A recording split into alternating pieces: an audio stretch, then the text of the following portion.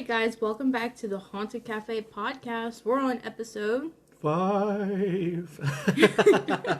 Episode 5. Yeah, I'm just letting you do that because you got the whole ghost noises down. Woo! I'm just like, ooh. I'm a spoopy boopy ghost. Alright guys, so to start, we're going to talk about our drinks. Just so you know, we also talked about them on TikTok, so go check us out at the Haunted Cafe.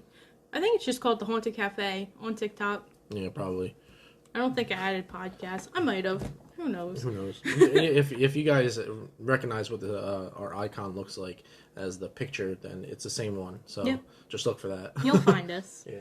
But yeah, so we're going to start off with what coffees we're drinking today. We decided to change it up from tea. Yeah, so. normally we drink tea, but we're drinking coffee this morning, which is interesting for her because she's not a big coffee person. Yeah, so. I hate coffee.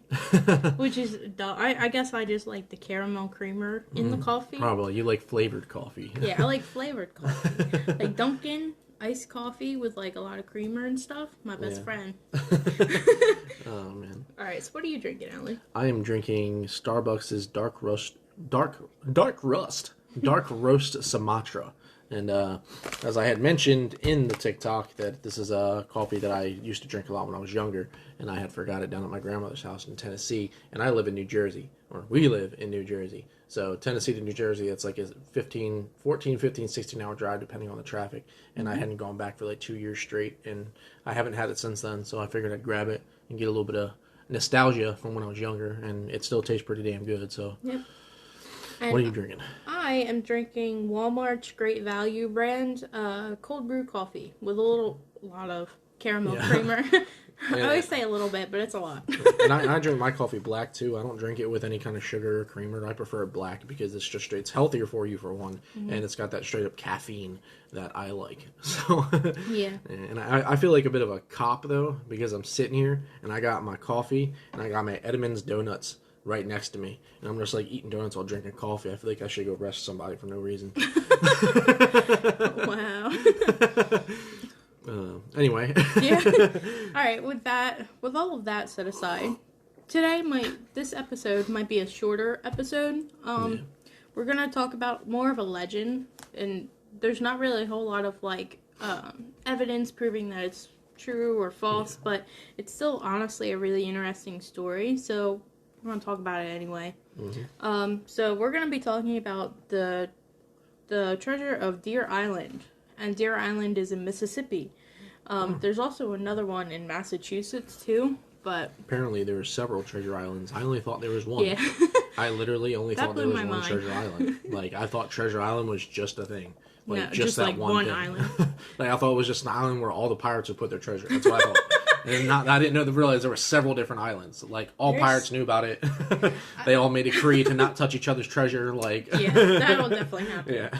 But no, this ain't Pirates of the Caribbean. If you ask me, well, even in Pirates of the Caribbean, whatever you want to call it, Caribbean. they didn't share their treasure. No, they didn't. The first movie, they fought over the one cursed treasure. I wasn't saying to share the treasure. I'd say they made an agreement to not touch each other's treasure when it was on that island. You know what I mean? Yeah, well, they didn't do that. Yeah, no.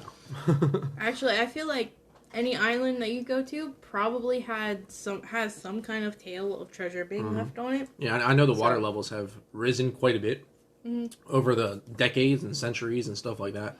So I'm pretty sure if there is a solitary island somewhere out there in the boonies in the ocean, if you go maybe a few hundred feet down the slope of the island, I'm pretty sure you'd probably find some treasure at some point. Well, we're actually going to talk about that a little bit. Oh, okay. It's kind of something that I talk about. I do that all the time. Yeah. I like pre-predict what you're going to talk about. Yeah, kind of. And I do talk about some of like our podcasts. Like I do kind of tell you stuff, but I don't think I ever told you about that. No, because I would have said in the previous podcast I thought there was only one. Yeah, so no. But, so we're going to talk about the one in Mississippi, not Massachusetts. So, I'm going to start off talking about a newspaper. So, the headline was, Headless Ghost Haunted Deer Island in the Olden Times. Olden Times? Yep, and it's spelled, which I thought was cool for some reason, Olden. Huh? That's funny. Like, how would you spell Olden? I guess like that. 'Cause Yeah. I can't think Either of. that or IN. Olden. I mean, You're thinking of Odin. well, yeah, that's why I said IN. Yeah, but anyway, so that was the title of the history column of the Sun Herald, which is the town's newspaper, even from like way back then. Oh, okay. The column was called "Back with Father Time" in the early days of the Mississippi coast. Oh, really long title. Mississippi. Yeah, Father Time was a man named Anthony Reguston. Probably not how you say it, but that's how it looked. I'm just gonna call him Mr. Tony because that's what everybody called him. He wrote, "The first known appearance of the Deer Island ghost goes back about 100 years, which dates the ghost back around like the 1800s. So it's an older ghost. There were two fishermen who landed on the island one night. It was in the days before a railroad went through the south, and there wasn't much to Billocks, which is literally the town right, like there's the island, obviously, and then there's a town right next to it, like, you know, a coast, and Billocks is how I'm calling it. I'm not sure how it's pronounced, but Billocks seems pretty, makes sense. Okay. But, yeah, that's the town literally right next to Deer Island. But yeah, and it says there wasn't much to Billocks back then. The fishermen made a campfire on the island, on the sand, and were making coffee and getting other eats ready, which I thought was kind of cool way of saying getting food ready. When suddenly they started hearing the palmetto bushes behind them begin to shake, which, you know, palm trees. Yeah. They thought it was odd for the palms to be making so much movement in the still night, but they just assumed that the bushes were being moved by a wild boar, so they paid no attention to it. Which, honestly, if something starts rustling, boar or not, you gotta be careful. Well, even if you assume it's a wild boar, those guys are aggressive as hell. they You are. should be backing away from that bush now. Or at least paying attention to it, Yeah. like keeping an eye on it, because Just in case, because that boar will tear a hole in your leg very easily. don't they have like horns? And Yeah, they stuff? got the tusks. Tusks. They're friggin' massive. They're not massive, but they're sharp enough to penetrate your skin. Either way, like I would still be paying attention to it. It's just a boar. It's just a wild boar. It's no you're issue. fine. I mean, you know, they were sitting there cooking dinner, so they probably could have got the boar and like cooked it. Yeah, they probably wanted could. to. Yeah. How dare you talk about animal abuse? Yeah, my bad. Anyway. I know there's probably gonna be somebody like that, but You shouldn't be eating wild boars. anyway. Well, it's kind of funny though. I mean, I'm sorry, I'm getting distracted with the tale, but not funny. But Deer Island is actually known to endangered species now. I don't think it's like the boars or anything, but like it's actually well known to house like a few endangered species. So nowadays you don't want to go there getting boars or whatever because it might be endangered. But back then I don't think it was. Just as a note before you start talking again. Yeah. These the all chocolate Edmonds donuts taste like Fruit Loops for some reason. They have a really fruity coating over top of the chocolate, and they taste fucking terrible dipped in coffee. Just as a side note. Go ahead. Yeah, I had to get that out. We're going off the rails today. Anyway, so On a crazy train like Ozzy Osbourne. yeah. So anyway, they hear all these noises from the bushes, and suddenly the bushes began to move again. And this time they turned around to see a headless skeleton coming out of the bushes. They moved back a few feet, like towards the water, but the skeleton began to chase them. So they actually rushed onto their boat and got the heck out of there. Obviously, Just Dungeons and Dragons. yeah. Thanks. I need a placeholder.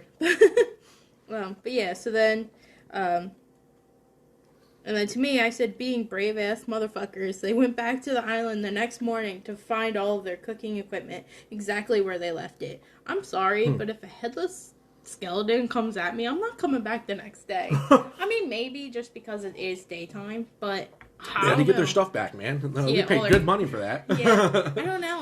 I would be freaked out. Like, imagine that.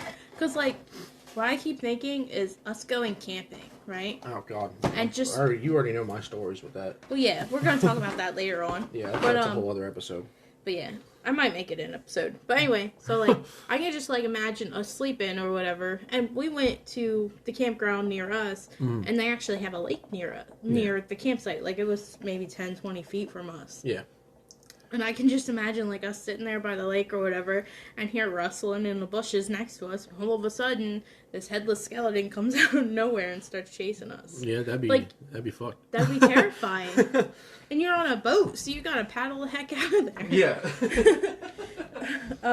Yeah, so this was the tale that was told by Mr. Tony by a man named Eugene Tibler Sr. A man who was 78 years old at the time of telling the tale, and someone who has lived near the island all of his life. So he's like a diehard Biloxan, I guess is how you would pronounce it. He, his son, and his grandson are all locals who knew the coast's history. Their family is honestly a part of the history themselves. The Tibler family dated back to the French colonial times, and their whole family were fishermen, oystermen, and businessmen. So they have a lot of... That seems to be like a thing nowadays, is like fishermen. Like everything that we've, like even the Bigfoot episodes, fishermen were talked about. Like I think even in the hotel episode, fishermen were talked about. I don't think so. I don't know, maybe, but it seems like fishermen seem to have a lot of stories. Businessmen have a lot of stories. Well, but they're in everything. But yeah, I mean, so far fishermen have been in every episode too. Like you were talking about fishermen in the other one. These fishermen seen, so and so. Like I don't remember that. I might be just recollecting thoughts, but yeah, but still.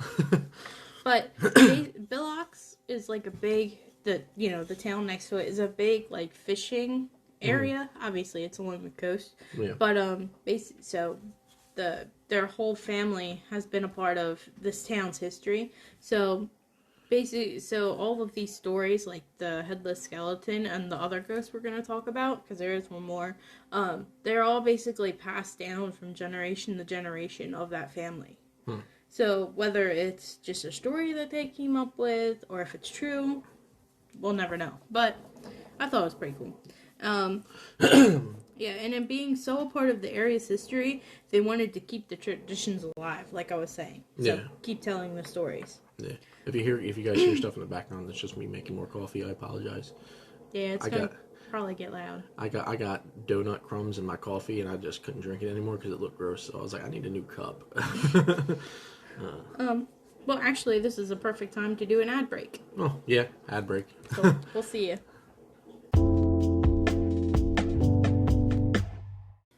So, speaking of snacks and donuts and all kinds of good stuff, did you know that we have a channel on YouTube where we just try all kinds of snacks and good stuff? Mm-hmm. It's called Snack Praisers. You should definitely check it out. Yep. We actually just got done taste testing an MRE for the very first time. It is the Chicken Burrito Bowl MRE. I have it up on the wall because so far it's been the best one. Yeah. But yeah, so whenever you guys get a chance, head on over to YouTube's and type in Snack Praisers. Not Snack Praisers. I'm just trying to do play on words. Snack Praisers on YouTube. And give us a like, share, and subscribe. And, if you like the content. Yeah, if you like it. If you don't like it, let us know. We'll just tell you why you're wrong. But, no. Anyway. Yeah, we're just testing, whatever you Taste want. testing. Whatever the word is. Just random crap. Yeah, just random stuff. Yep. We have a lot of stuff planned for the channel later on down the line. Yeah, we have quite a bit. This channel is pretty much unlimited because you're never going to run out of snacks, ever. Or food in general. Or just food in general. Because we're not just doing snacks, we're also doing like meals. Like, eventually we're going to start the ready meal. Is that what it's called? The ready meal? Yeah, the thing where you get it delivered. Where it's meals for a week. Every plate? Yeah, every plate ready meal. I was like, what are you talking about? What is ready meal? But yeah, every plate. We're going to start that. We're going to start challenges too, where we're going to like go against each other, making dinners and stuff. Yep, we're going to get foreign snack packs from like Amazon and stuff like that. Try it out, see how it tastes. We got a lot of stuff planned for that channel. Yeah, it's going to be pretty fun. So, like we said, don't burn yourself in coffee. Yeah. And subscribe. Yeah. And we'll see you later. Thank you guys.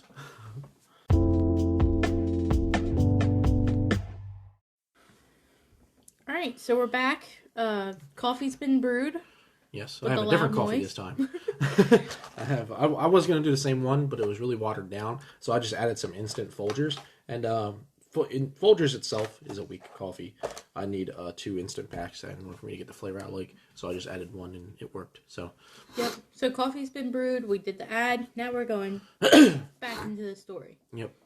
So there's kind of like a part 2. Not really a part 2. I guess it would be more of like the part 1 to the story that I just told you. You did the prologue or whatever it's Yeah. called, and now you're doing episode 1, Well, or the sequel, or what? Not the sequel, I it's the don't second know. one. No, it'd be a it's a prequel. There we go. Yeah, I'm doing the prequel to this legend. What the hell? So basically, like, there's obviously got to be a reason why that headless skeleton is there. If, if the story is true. So, the legend goes that years before those 2 fishermen saw that ghost, a pirate ship landed on Deer Island to bury their stolen treasure and prepare for another expedition. Yeah, not just one island now, and a bunch of them. Anyway, after the loot had been buried, the chief supposedly asked, "Who wants to guard the treasure?" An inexperienced pirate volunteered, "It would be my honor to guard the treasure." Just as he spoke that last word, one of the other crew swung his cutlass and cut his head off. Jesus. Because, tossing the poor guy's body into the palmettos. So the reason why, I'm not sure if anybody got that, but the reason why he was considered an inexperienced pirate is because it's not really smart to volunteer To guard another pirate's treasure. somebody's treasure. Like, oh yeah, I'll guard it, and then dig it up and take it as your own. Yep. So Yeah. that's why he's considered. That's why he's considered inexperienced. Bro, you dumb. So then the pirate gang returned to their ship and went off to their next exploration. Because technically he's there to guard it. I feel like what like some unspoken word that was added to that was that scene from Kung Fu Hustle at the very beginning. You remember that movie Kung Fu Hustle, the really good kung fu movie at the beginning when that bad guy throws the cop against the wall and he's like, "Anyone else?" Like after dude's head gets cut off, you just see the pirate turn around. "Anyone else?" We're like, no, we're good. You good, bruh? Well, because also it could be seen as like lazy, I guess. Like, oh yeah, I'm just gonna stay here. Yeah, I'm just not gonna go fight plenty anymore. of trees. There's shade. I'm not in the sun at all. Yeah. Got plenty of food. I could hunt my own animals. I'm a living good. Also steal the money. When, Steal the money whenever they're not there. Yeah. I don't know how I'd get it out because I don't have a shit myself. Plus, but... I was gonna say, plus it is on like an island. I mean, there, like I said, there is the coast, but I'm pretty sure it's too far to just like swim across. He would attempt it. Yeah. Anyway. Yeah. Thus, the story of the headless skeleton began, appearing at times when the treasure seemed in danger. So, Interesting. yeah. That's what I meant by it was kind of like a prequel to this legend, because, obviously it's that guy's body that, there is also another ghost on the island that I wanted to talk about. It is the ghost of Blue Fire. Okay. Then. Also known as the Firewater Ghost. Or the Spirit of Vengeance. Yeah. It could also be the same ghost as this one, just could be like a twist to the tale. Yeah. Yeah, so according to Mr. Tony, the guy that wrote the article, this tale is actually a very common story among the early fishermen who saw a mysterious object that moved along the water in the shape of a ball of fire. Which I thought was pretty cool. Yeah. Maybe it's the guy's head. Could be. That was just my assumption. Spirits. In times before electric, people would call it the mysterious lantern because it kind of looks like it's going along the coast. Mm-hmm. Mr. Tony actually interviewed Captain Eugene Tibbler Jr., so like the son to the senior guy, which that's why I was like, it's kind of ironic that it's the family telling these stories. Yeah. Who was 55 at the time, so the other guy was 78, this guy's 55, about this ghost, because he had seen it with his own eyes, actually. Captain Eugene. Eugene and Lewis, his brother, were rowing a skiff, which I didn't know what a skiff was, so I looked it up. It's a flat-bottomed open boat, flat-bottomed boat. It kind of looks like a normal boat that you would see people I'm trying to think. Like, you know them alligator shows where it's like a really flat boat and then it's wider, but it has like the sides? Mm-mm. I'll have to show you a picture later. But if anybody on the podcast, if anybody listening to this kind of understands, The only thing I can think of is like a raft. That's like when you say flat bottom boat with like little sides, I think of a raft. Well, you know, like how like boats go like this. Yeah. Well, it's just like a flat boat with sides. You'll have to look up a picture. But anyway, Coffee went down the wrong. Wow.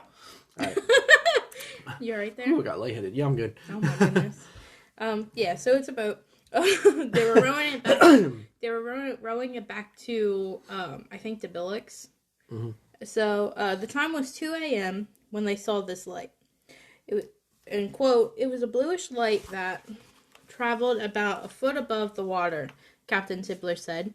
"We stopped we stopped rowing and watched it move out of sight towards the vicinity of Ocean Springs," which I guess is just, another area. This ball of light is supposed to be that of a ghost who carries a lantern and makes his rounds across the island. One source I read stated that it might be another version of the headless skeleton. No recent sightings have been reported involving either ghost, like, recently. So, the fire was blue, though. It was a blue fire. Mm-hmm. Was it nighttime? Yeah, it's 2 a.m. So, I mean, honestly, if there's no lights on that island and all you see is that one lantern, there's ways to turn fire blue. And honestly, blue is a brighter fire, but it puts out less light throughout the area than orange fire does. And maybe it was just some guy trying to find the treasure himself at night so he wouldn't get caught. And he was just walking around with a blue flame lantern trying to hide himself a little bit. And that's possible. You know what I mean? It wasn't around like the pirate era. Yeah, You know what I mean? Yeah, like it was around. Like it was some dude literally trying to find it and find out what was going on, and then maybe he just didn't and gave up and decided not to go back, or he came across the ghost himself, and since it was only seen once, that was the only time he ever showed up. No, we've seen a bunch of times. Okay, this this blue orb was seen like a bunch of times. Well, yeah, it was probably some guy just trying to find the treasure. Either that, or maybe he was just trying to find the ghost too. Yeah, could be that too. Or considering that there's like, boars and stuff like that on the island, maybe he was just hunting them. He could have, yeah. And he was just using the blue light so it doesn't look as revealing. It does, like I said, it doesn't show as much light. At least I don't think it does. I'd have to test that out on my Budget Survivor channel, honestly, to see if the blue light actually puts out more light than an orange light. So. That's interesting, actually. I didn't think about it like that. I should probably write that down. So go ahead and continue your story. I'm going to write that down so I don't forget. Well, we're getting more so towards the end of it. Like, those were the two tales, or the two legends, that are really predominant on Deer Island. Yeah. So I just wanted to talk a little bit extra about the history of the area, of Billix, mostly. Billix is literally right next to Deer Island, like I've been saying. During its history, Billix was taken over quite a few times. According to the official website of Billix, I guess I feel bad if I'm saying this wrong. According to the official website of Billix, where I've been getting a lot of my info, at least 8 flags have flown over the area. Oh, wow. Like, during its whole history. So it's been taken over quite a bit. Huh. These flags include France, England, Spain, the Republic of West Florida, which I didn't even know was a thing. Neither did I. Freaking Floridians, man. Yeah, trying to take over stuff. The Confederate flag, and then the U.S. flag itself. The other two flags are actually like state flags, and those are the Magnolia state flag and then the current Mississippi state flag. So to start, I'm gonna move this. Okay. Oh, it's rocking. Yeah, it's To start, Billix was first inhabited by Native Americans. They held Billix from 8000 BC until the 1700s. They have found artifacts from 4 different time periods of Native history. In 1697, the Comte de Pontchartrain, I said that completely wrong. That's a weird name. Yeah, a French minister of Marine gave Pierce law. I didn't practice any of these words, and I should have. My bad, guys.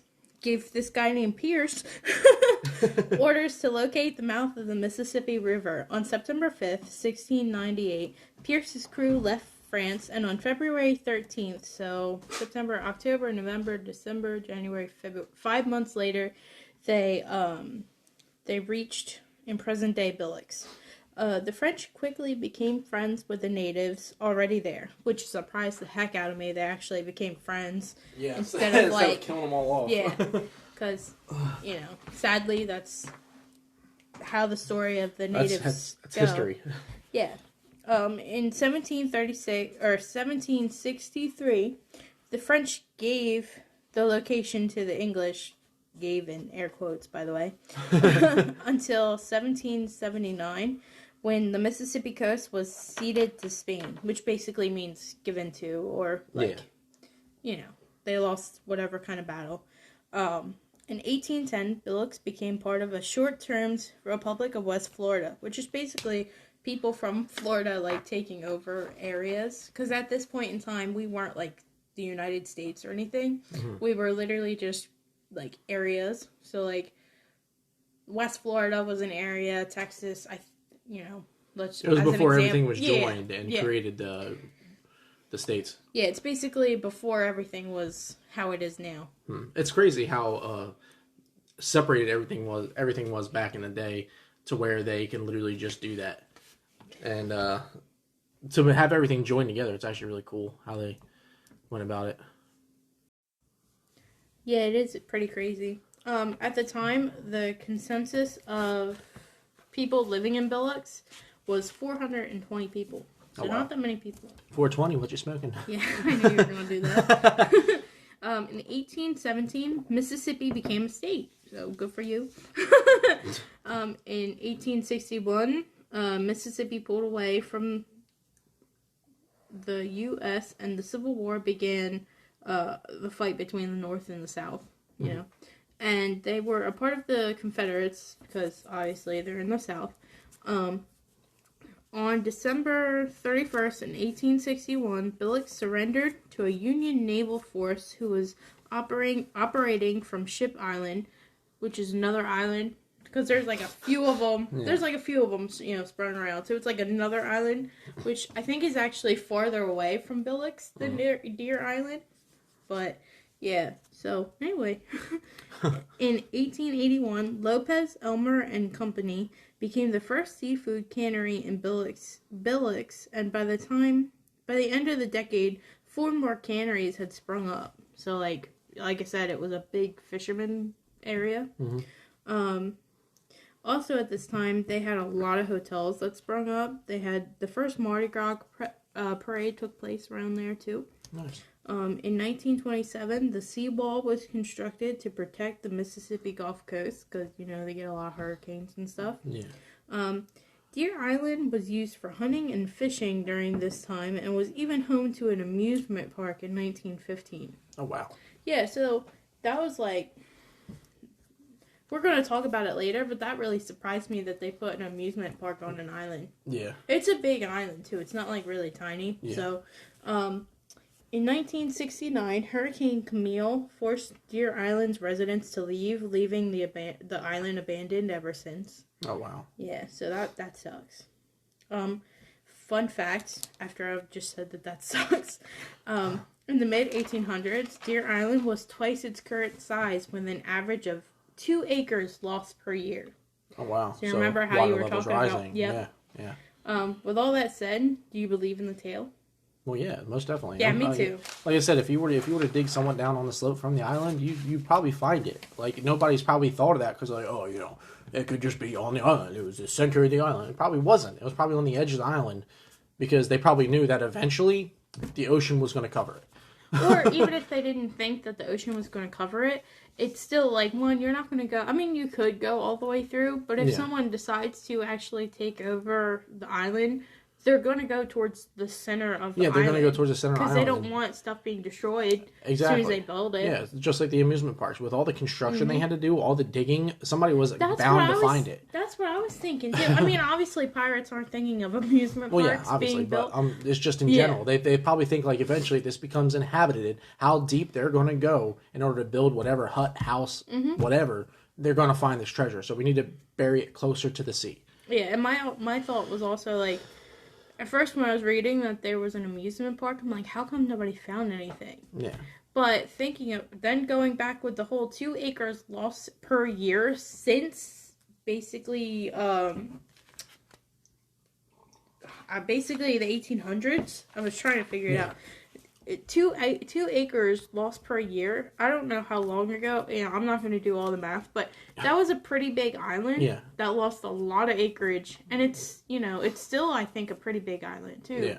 So honestly, if they did bury that treasure is way out at sea right now. Yeah, it's it not is. even close to where the That's land probably why is nobody's now. actually still trying to look for it, because they probably realize, like, yeah, we're not going to find it. The ocean has it now. It's somewhere floating in the fucking ocean right now. Especially if it's just a group of pirates that decided to just basically, like, bury it at one spot. You know, like, because usually when you hear, like, treasure islands and stuff, there's all these different codes that you have to solve on this map to find this and that. If they just decide, hey, let's just bury it here, like, you know. Plus, they could have, they didn't mention this at all, but they could have put it in a cave somewhere. Yeah. And then with the water levels rising, it could have either been drowned out, or it could have just been collapsed on top of. So Yeah, or you never know. Or honestly, just because of the fact that it rose like 2 acres a year, the water, it could have been swept away. Like the box or whatever could have broken open, and whatever treasure that they had is probably long gone, not even near the island anymore. Yeah. But yeah, so I suppose I'm definitely not gonna say it's fake. I was definitely gonna say that it's plausible that some pirates came out to the uninhabited part of the island and buried their treasure. And obviously with the water rising so much, it's definitely likely that it went underwater.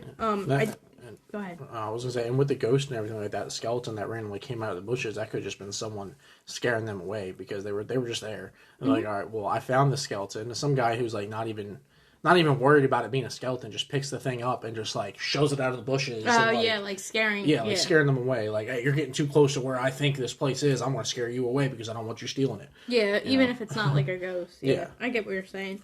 I couldn't really find any photos of the park. I didn't really like go into like crazy, like a mad hunt trying to find it, but I couldn't really find anything in the park because I wanted to see like what was actually out there. Like, did they have to dig a bunch to get, like, because it's 1915, so I don't know what kind of amusement parks were there. Like, was a Ferris wheel around? I'm not sure. I'm assuming idea. so. I I mean, don't know. even if not, like, even if it's just like a regular Viking style fair to where you're just like throwing axes at wood and stuff like that, with wood construction, you're eventually going to find something if you're trying to clear out the area. You know? Yeah. And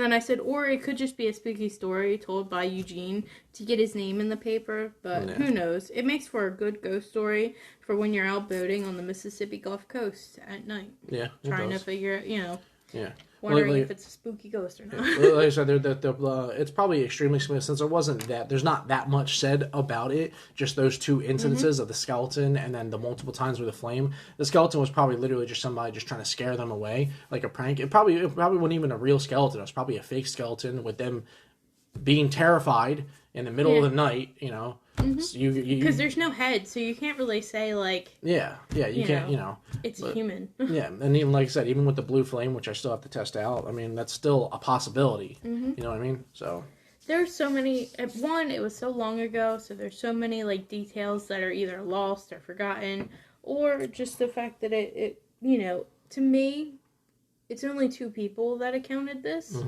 And they're both from the same family, so it's like not like trying to disprove them as being liars or anything. Yeah. But you can't always take stuff at face value. No. Like, you kind of gotta dig in. Yeah, take it with a grain of salt. Yeah, I'm not saying that they're lying. I'm definitely not, because you never know. Yeah, you don't know. But yeah, and just like with all the other treasure islands that But do you plan on talking about the other treasure islands? Yeah, at all? eventually. 'Cause Yeah. I know there's a lot of them now, apparently. Yeah. Now you know. Yeah, now I know. But yeah, there's like Captain Kidd. He's a famous pirate. There's Blackbeard. I'm not sure. Is he real or not? Blackbeard? Yeah, he was real, right? Yeah, he was real. It's just what they said he did isn't what he did. Okay. So, like, he didn't set his, like, beard on fire. He didn't do it. He didn't kill anybody.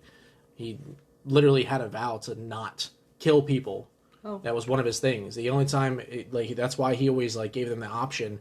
Either you jump off the boat, I'm not killing you, you're going to drown, I'm not doing that, not or you doing join it. my crew. Yeah. It was one of those, and it was all based off fear, but that's a whole other episode. Yeah, it's a whole other thing. But yeah, so That'd be a really cool episode, though. I would be really into that because, like, even I know this is going to sound really geeky, but when I played Assassin's Creed, Black Flag and Blackbeard got involved, I was like, oh no way. yeah, pirates are really interesting, and They it's are. definitely a lot of places have a lot of pirate lore, and it's it's a myth that's probably not going to stop Yeah. being around. You Yeah. know, And I've also noticed with, like, a lot of the times whenever I've done, like, a LARP, if anyone knows what LARP is, it's live action role play where, like, the Renaissance Fair where people dress up in costumes, they have, like, those fake sword fights.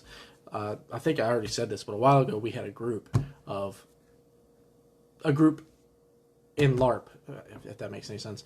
A LARP group, there we go. And I've noticed that every time I try to create a character of some kind for me to persona, what happened? Anyway, but every time I tried to create a character of some kind with some sort of persona, I always went more towards the pirate route without even realizing I was doing it. Because every sword that I've had has had a handguard, which is like typical of a cutlass, and every outfit I've had looks like a pirate outfit without me even intentionally trying to be a pirate. No matter what, for some reason, my outfits turn out piratey. I don't know why, but yeah. well, I don't know what to tell you. Yeah. But yeah, so hopefully you guys liked this episode. It might have been a shorter one than usual, but it's just a little legend. And if It's you a fun guys, little thing, that's for sure. I liked it. I thought it was really Like I said, interesting. it blew my mind. Yeah, yeah, the whole. There's more than one island. All right. Well, if you guys liked it, make sure you follow, subscribe, thumbs up, comment wherever. We're on Spotify, YouTube. I do TikToks all over the place. I'm all over the place, but yeah. So But didn't you just say you started what did you start? I started a Twitter too. A Twitter, okay, yeah. Where I mean, I'm that's just- still in progress, but I'm just posting the videos, or the podcast, just so. yeah. Yeah. All right. Well, thank you guys for listening, and we'll see you next time. Yep. Catch you later.